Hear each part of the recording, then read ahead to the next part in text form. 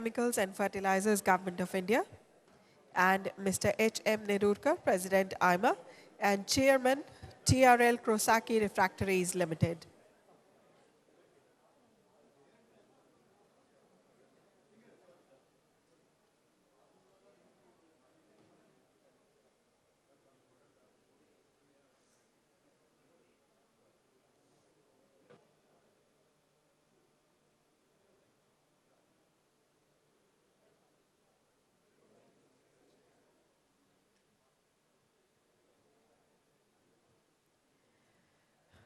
Ladies and gentlemen, may I request you all to please settle down quickly. We are ready to start the session.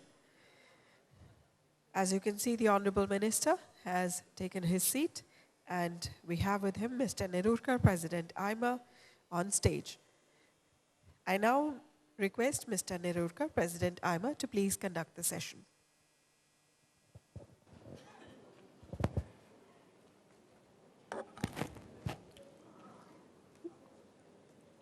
Good morning.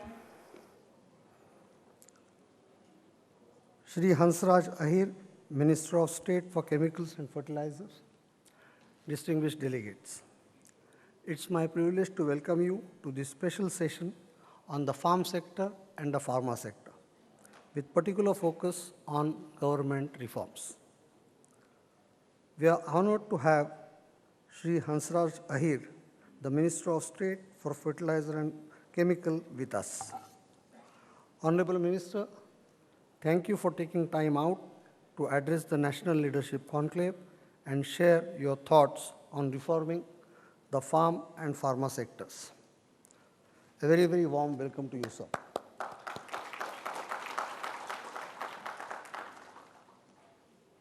India's farming sector is the focus these days because of the bill to amend the land acquisition law. It's also in focus because of wrong monsoons or wrong time rains coming, etc., etc. But the real issues are quite different. And I think the real issues are not being addressed in all this confusion over land acquisition bill, etc., etc. The facts about farm sectors are not very, very pleasant. More than half the population survives in this sector of the economy and produces only 15% of the GDP. The land under cultivation has shrunk, but the population dependent on agriculture has multiplied. The government has tried to support the sector with huge subsidies, but the lack of investment has not helped the long-term viability of farming. Time has come to fix the economics of farm sector and free the farmers from their perpetual dependence on government handouts. Economic liberalization of farm sector is the key to its viability and farmers' integration with the mainstream economy. The government controls the input and the output of farmers. The controls have to go. The controls on farmers' access to markets also have to go. The very regime that was set up to protect the farmers have now become the biggest constraint on growth.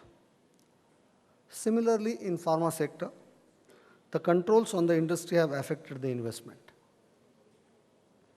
While price controls have ensured affordability, they have not ensured either availability or quality.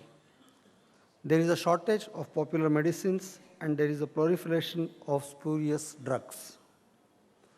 To grow, Indian pharma companies are looking beyond the controlled market and many of them are growing mostly overseas. They are investing in R&D with the eye on export markets. The affordable medicines in the Indian markets are old basic medicines and newer medicines are exorbitantly expensive. This creates a healthcare divide in the country.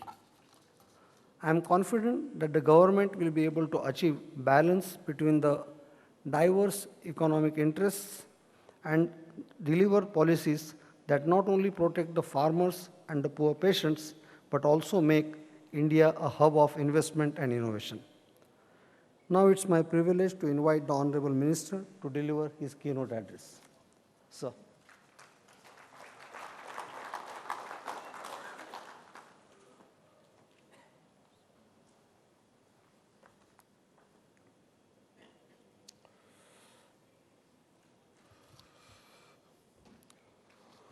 मैं आज IMA के इस national leadership conclave में उपस्थित सभी भाई और बहनों का स्वागत करता हूं। और मुझे यहाँ पर मंच पर जो बैठे हमारे आईएमए के प्रेसिडेंट सम्मान्य श्री HM नेरुरकर जी, सभी संस्था के पदाधिकारी और सभी उपस्थित श्रोतागण, मुझे आपके बीच में आने का बहुत आनंद है। और इसलिए कि जिस क्षेत्र के लिए मुझे आपने यहाँ बुलाया है, जिस विषय पे कुछ आपसे चर्चा करने में आया हूँ, मैं मार्गदर्शन करने नहीं आया हूँ। हम आपको भी सुनना चाहिए। मैं भारत सरकार में आदरणीय मोदी जी की सरकार के राज्य मंत्री के रूप में मैं आपके सभी के जो राष्ट्रीय स्तर पे काम करने वाले आप लोग हो, देश के विकास में आपका योगदान है, मार्गदर्शन भी है, देश का अभ्यास है आप लोगों को। संस्था बहुत अच्छा काम करती है आईएमए, और ऐसे प्रोग्राम में देश की कृषि क्षेत्र के साथ में औषधि क्षेत्र के बारे में भी मुझे कुछ अपने विचार भी रखना है, सरकार की पॉलिसी भी के बारे में कुछ जानकर देना चाहता हूँ। अपने बहुत अच्छे इशू पर मुझे आपने याद किया है, और मेरे पूर्व में देख रहा था हमारे आदरणीय मंत्री जी वेंकैया जी ने भी आपको कुछ विचार रखे, मार्गदर्शन किया है।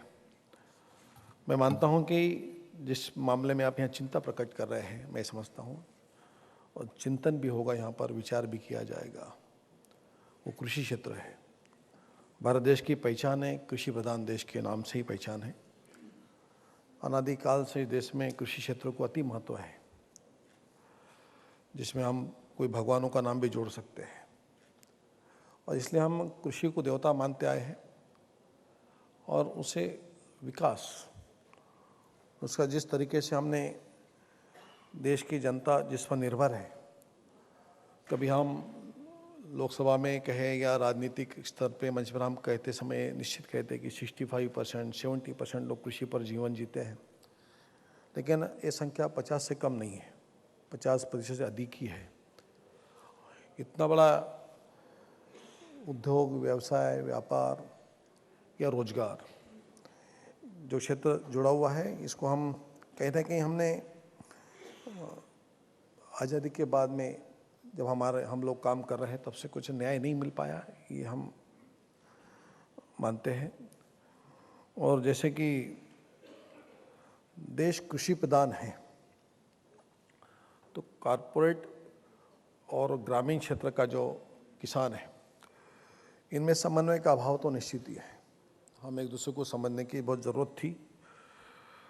और जिस तरीके से सरकार ने शुरू की पहल में, शुरुआत में जैसे देश की आज़ादी मिली, हमारे प्रधानमंत्री स्वर्गीय पंडित जवाहरलाल नेहरू जी ने एक डैम या अनेक डैम का जो प्रोजेक्ट लिया था, इरिगेशन के दृष्टिकोण से मैं कह रहा हूँ, भाखड़ा डैम की बात मैं कहूँगा पंजाब में। उसके बाद में हम थोड़े से शिथिल हो गए, कम काम किया इस क्षेत्र में, और देश की ज़रूरत थी कि कृषि क्षेत्र के उपज के लिए, उत्पादन के लिए, जो देश की ज़रूरत भी है और देश का प्रमुख व्यवसाय भी है, उसको न्याय नहीं दे पाए हैं।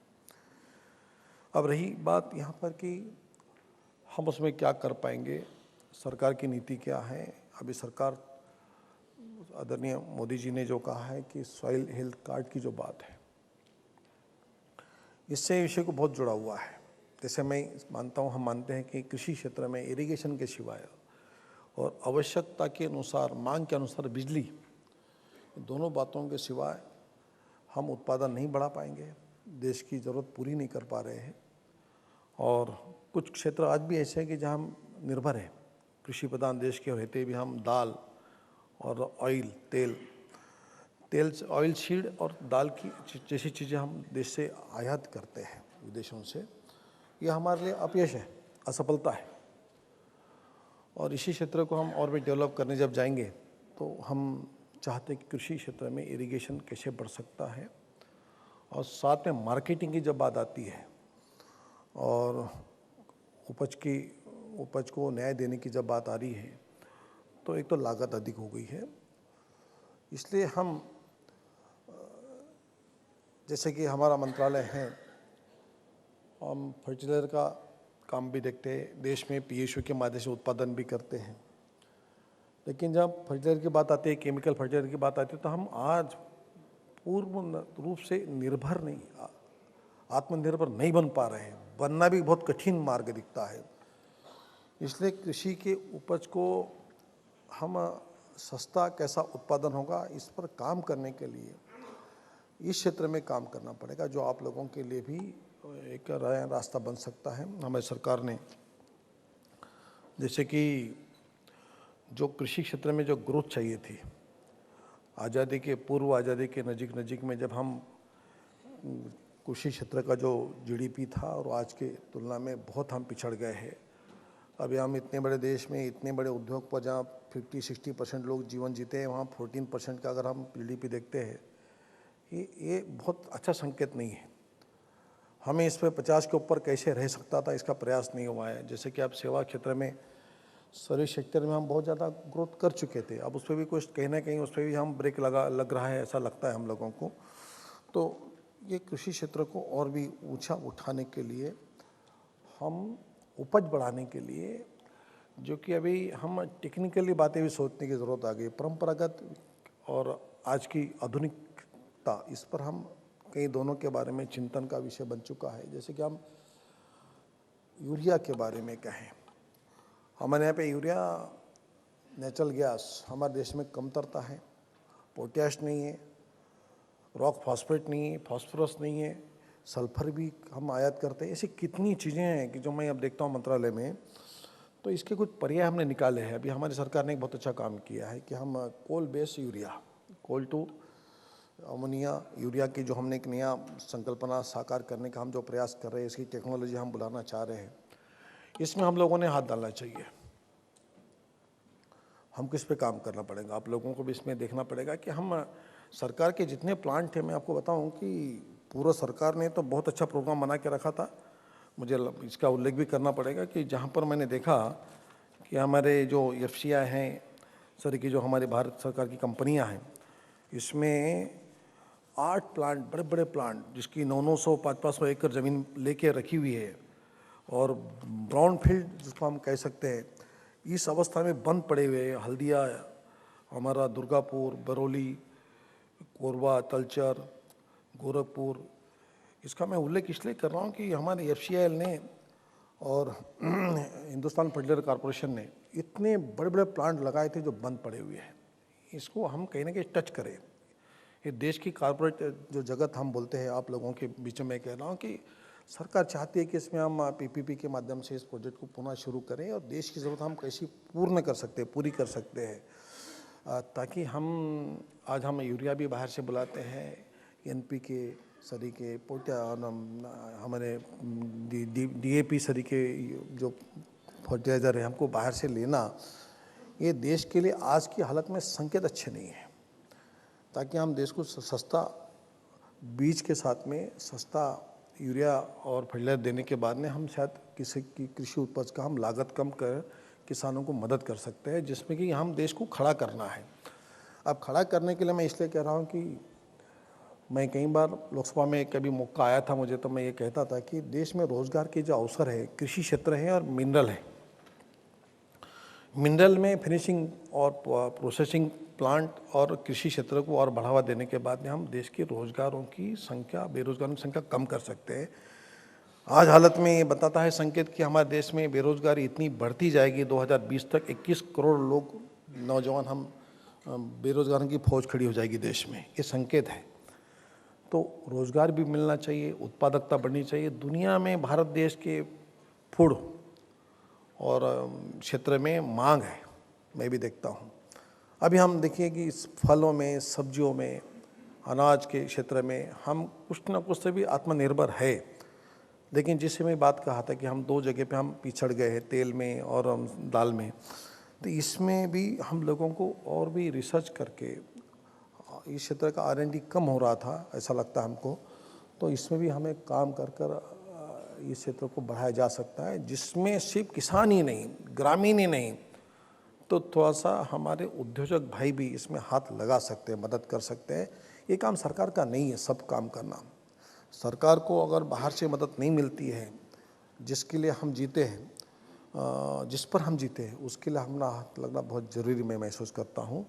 और यूरिया के या फर्टिलाइजर के काम साथ में भी हमें मार्केटिंग भी देखना पड़ेगा। हम इसका मार्केटिंग कर सकते हैं, देश के बाहर कर सकते हैं। हम चाइना का आदर्श ले सकते हैं। चाइना से का देश भारत देश की ज़रूरत मानकर भारत की ज़रूरतें क्या है इसका अभ्यास करता है, अध्ययन करता है, टीम भेजता है, यहाँ पे स्टडी टीम आती है और देश की ज़रूरत क्या है समझता है, पहचान कर लेता है। मैं कहूँ आपके बात की ज़रा हटकर बात कहूँगा। देखिए, चाइना ने भारत देश में हम क्या पहनते हैं, क्या की महिलाएं क्या पहनती है, इसका अभ्यास किया। और अभ्यास करने के बाद में अब बनारस की हो या हमारे महाराष्ट्र की पैठनी या कोयम्बतूरी, ये साड़ियाँ चाइना बना के भेजता है। यहाँ का कारागिर वहाँ गया, वहाँ से उन्हें बना के भेजा, हमने लिया, हमने स्वीकार किया। हमने चाइना की ज़रूरत नहीं, कभी स्टडी की हम लोगों ने चाइना को क्या चाहिए, अमेरिकन पब्लिक जनता क्या चाहती है, उनकी चॉइस क्या है। और वो मैं ओनली फूड के बारे में बात कहूँगा, अनाज कृषि क्षेत्र की बात कहूँगा कि हमारे देश की चीज़ों का आकर्षण है, लोगों को पसंद करते हैं लोग। हमारे देश के फल फ्रूट सब्जियों का दुनिया में मांग है। मैं जानता हूँ कई लोग ऐसे कि यहाँ की खीरा भी निर्यात करने वाली अपने देश की कंपनियाँ मैं देखता हूँ बड़े बड़े सेक्टर में काम करते हैं। चाय पत्ती है, चाय बागान है, कॉफ़ी है। तो हमारे देश का गेहूँ, चावल, बासमती चावल है, मान जाओ। ये तरह ये चीज़ें हम और भी तरीके से अगर हम देखें कि मैं एक बार लोकसभा में कह रहा था, हमारे यहाँ का जो हल्का चावल है, बिल्कुल जो हमारे विदर्भ में, कोकण में वगैरह होता है और भी जगह होता है, छत्तीसगढ़ में, इसकी मांग साउथ अफ्रीका में इतनी ज़्यादा है। उसके थोड़ा सा मैं स्टडी किया था, तो साउथ अफ्रीका में वहाँ जितने भी इंडियन भी हैं, वहाँ पे काफ़ी लोग वहाँ काम करते हैं और वहाँ के लोगों में भी बासमती चावल में, सादे चावल में अंतर मानते हैं लोग। तो जो भी उनकी खाद्य है, नॉनवेज खाते हैं, बिरयानी खाते हैं, तो बिरयानी में हमारे भारत देश के चावल की मांग है। लेकिन हमारी सरकार ने कभी इस पर अभ्यास नहीं किया, ज़्यादा गहरा अभ्यास किया नहीं। इस पर हमें भी काम करना पड़ेगा, इससे किसानों को लाभ मिलेगा। जिस दिन हल्की परत का चावल अगर साउथ अफ्रीका भी जाता है, उचित क्वालिटी का चावल अगर बड़े देशों में जाता है, प्रगत राष्ट्रों में जाता है, तो उसके लिए भी हम सामने आ सकते हैं। और इस तरीके से सरकार का काम करे। सरकार इरिगेशन देगी, बिजली देगी, मार्केटिंग व्यवस्था करेगी, एपीएमसी की स्थापना करेगी। लेकिन मार्केटिंग के मामले में मैं और कहूँगा कि निर्यात के मामले में सरकार से अच्छा काम हम लोग कर सकते हैं। इसको स्पष्ट करना पड़ेगा हमको। ये भी मार्केटिंग की जिम्मेदारी अगर हमारा, इस पर भी आप चिंतन करेंगे तो निश्चित ही मैं समझता हूँ कि जिस चिंतन के लिए आप यहाँ बैठे हैं, तो कृषि क्षेत्र को एक हाथ लग सकता है, उसको लाभ मिलेगा। और जहाँ पर बड़ा रोजगार का मैं अवसर देखता हूँ। आज भी एक बात मैं बताता हूँ आपको कि हमारे देश का जो किसान है, इसकी बहुत कम ज़रूरतें हैं।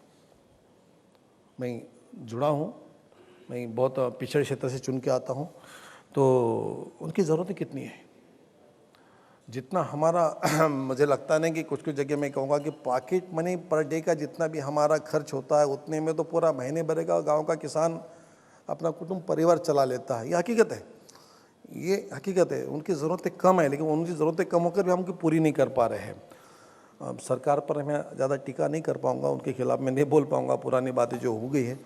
लेकिन प्रधानमंत्री मोदी जी ने जो सोचा है कि सॉइल हेल्थ कार्ड सरी की चीज़ें हैं कि कौन सी जगह पर क्या फसल लगानी चाहिए, कहाँ दाल लगाना है, दलहन लगाना है, कहीं तेल ऑयल सीड लगाना है, कहीं गेहूँ लगाना है, कहीं चावल लगाना है, क्या फल लगाना है।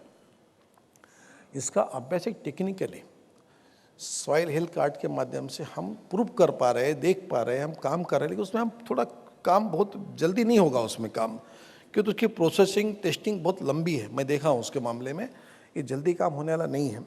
लेकिन शुरुआत तो हो गई है, कोई सोच तो रहा है। और जहाँ पर हमें खर्च करना चाहिए था, वहाँ पे हम नहीं किए हैं।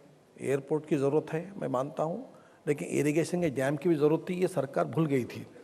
नहीं तो बिना सिंचाई के हम कृषि क्षेत्र को न्याय नहीं दे सकते। एक पंजाब और एक महाराष्ट्र में बताता हूँ, वहाँ पर 19% इरिगेशन है, पंजाब में 96% इरिगेशन है। ये देश की विषमता जो है, असमानता है, ये देश को बर्बाद कर रही है। क्योंकि वहाँ भी किसान है, यहाँ भी किसान है। वो किसान साल में 4 महीने काम करता है, ये किसान साल में 12 महीने काम करता है। उसकी खेती 12 महीने फसल देती है, इसकी खेती 4 महीना फसल देती है। मतलब किसान भी खाली है और खेती भी खाली है। इसका कभी अध्ययन नहीं हुआ है। ये दो बेरोजगारी है, वहाँ का मजदूर भी खाली बैठा है, किसान खाली बैठा है और खेती भी खाली बैठी है, कि जबकि दुनिया की 17% आबादी भारत में रहती है और 2.4% लैंड यहाँ है हमारे देश में। अब देखिए 17% जनता को पालने के लिए 2.4% लैंड अगर है, और उसमें भी जैसे मैं कह रहा था कि वहाँ 12 महीने की फसल, यहाँ 4 माह की फसल, तो कहीं ना कहीं गलती हुई है, इसीलिए आत्महत्या हो रही है। तो एक बड़ा अध्ययन का विषय बनता है, लेकिन इस पे मैं सरकार से बहुत ज़्यादा उम्मीद और नहीं कर पा रहा हूँ।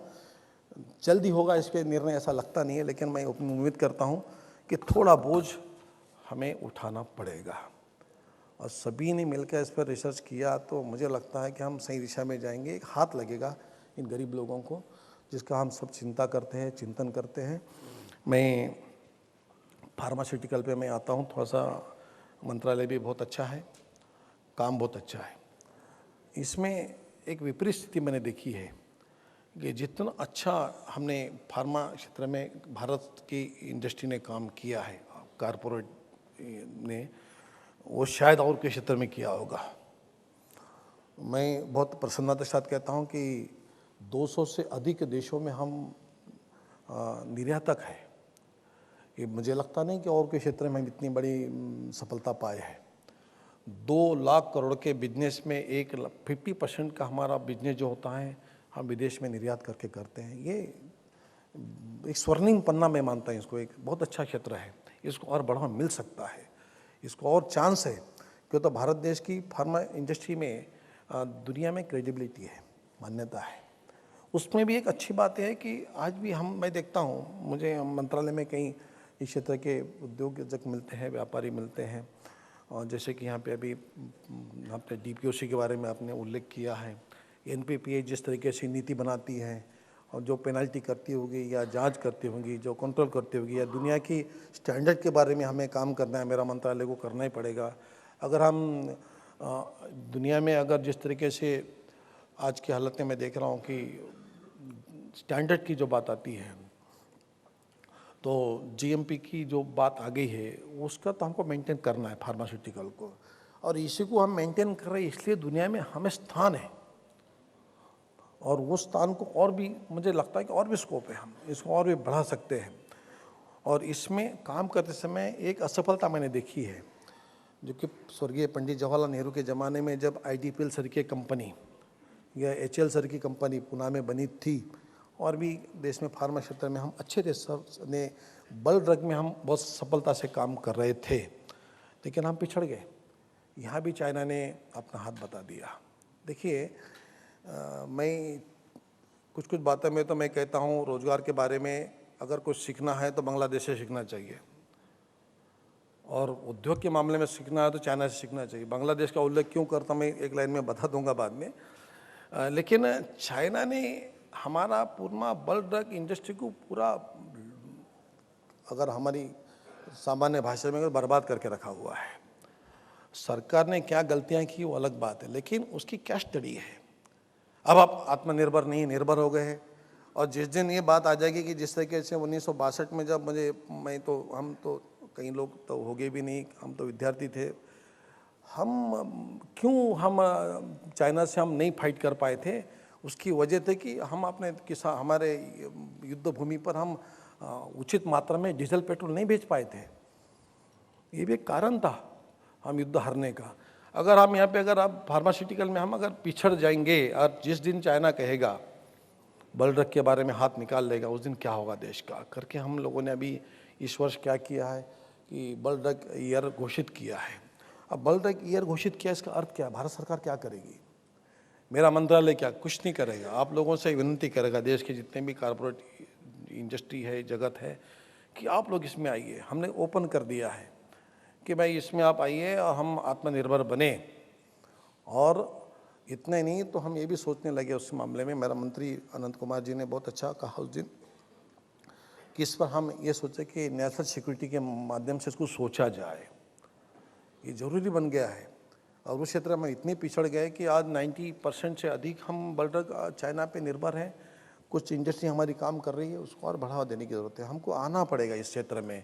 सरकार कुछ पॉलिसी बदलेगी भी। अब आयात होने वाले बल्क पे क्या ड्यूटी लगाना है या करना है, स्टैंडर्ड की बात आ सकती है। अगर मैं सोचूं, मैंने एक दिन कहा मेरे मंत्रालय में कि जिस तरीके से अमेरिका ने और इंग्लैंड ने एक बार हमारे का हापुस आम, जो दुनिया में एकदम पॉपुलर है, फेमस है, उस पर प्रतिबंध लगा दिया। भले हम उस पर कुछ केमिकल प्रोसेस ज़्यादा करते, दवाई छिड़कते, छिड़काव ज़्यादा, जो भी है, रोक लगा दी। कोई कारण नहीं था। अभी दोनों ने हटा दिया, हट गया। ये साहस अमेरिका ने क्यों किया? ये साहस बल्क के बारे हम कर पाएंगे कि चाइना के बल्क पे हम एमपीए के माध्यम से, हम इसके जीएमपी के माध्यम से इसका स्टैंडर्ड नहीं है, ये सिर्फ शो कर दे, एक बात उसको झटका दे, मान जाओ, सोच लो दिल में। हम दे सकते हैं? नहीं दे सकते, क्योंकि हम उत्पादक नहीं हैं। तो इस क्षेत्र में हमें ज़्यादा काम करना पड़ेगा और ये सरकार नीति बनाएगी, बल्क ईयर घोषित भी करेगी, लेकिन हम सरकार नहीं बना पाएगी। एक दुनिया, भारत देश का एक उद्योग जगत जो है, ये आदर्श बने भारत देश के लिए। हमारी आप लोगों के बारे में धारणाएं गलत हो नहीं सकती सरकार की या किसी मंत्री की। हम जानते हैं कि कितनी आवश्यक है। अगर ये आवश्यकता के अनुसार देश की ज़रूरतें पूरा करने के लिए अगर हमारा उद्योग जगत सामने आ जाता है, तो मुझे लगता नहीं कि देश में हमें कोई, दुनिया में कोई चैलेंज बन सकता है। ये इतना ही नहीं, हमने अभी मेडिकल डिवाइसेस के बारे में हमने घोषणा की है कि हम मेडिकल डिवाइसेस पार्क बनाना चाहते हैं। हमारे यहाँ पे मेडिकल डिवाइसेस में हम कुछ नहीं करते हैं। 2% 4% हमारा योगदान है। हर चीज़, स्टेंट से लेके, वाल से लेके, हम पूरा बाहर का बुला रहे हैं। देश में क्या कमी है इस क्षेत्र में काम करने? राइफर सर की संस्था देश में, कितनी बड़ी बड़ी संस्थाएं देश में हैं, कितने IIM, कितने बड़े बड़े इंस्टीट्यूट देश में, इंजीनियरिंग कॉलेजेस है, क्या कमी है भारत देश में? लेकिन मानसिकता क्यों नहीं बन पा रही है? इन चीज़ों में हम काम करें, कितना हम आत्मनिर्भर बनने का प्रयास क्यों नहीं करते हैं? तो ये सारे क्षेत्र काम करने के लिए है। हमारे मंत्रालय ने घोषणा किया है कि मेडिकल फार्मा है, मेडिकल हमारे फार्मा के लिए हमने फार्मा पार्क बनाया है, हमने और भी क्लस्टर बनाए हैं, घोषणा की है कि जगह जगह हर जिले में भी अगर क्लस्टर बनता है तो बने। इस क्षेत्र में हम मेडिकल डिवाइसेस के बारे में कहा, बल्क के लिए भी कहा है। अब बल्क के लिए चाइना, आंध्रा गवर्नमेंट सामने आ गई। 3000 एकड़ लैंड उन्होंने हमारे बल्क के लिए वहाँ के इंडस्ट्री से बात की है, पूरे लोगों ने। मैं मीटिंग भी किया मैं हैदराबाद में जाकर। ये सरकार ने बहुत अच्छा काम किया, तेलंगाना गवर्नमेंट ने।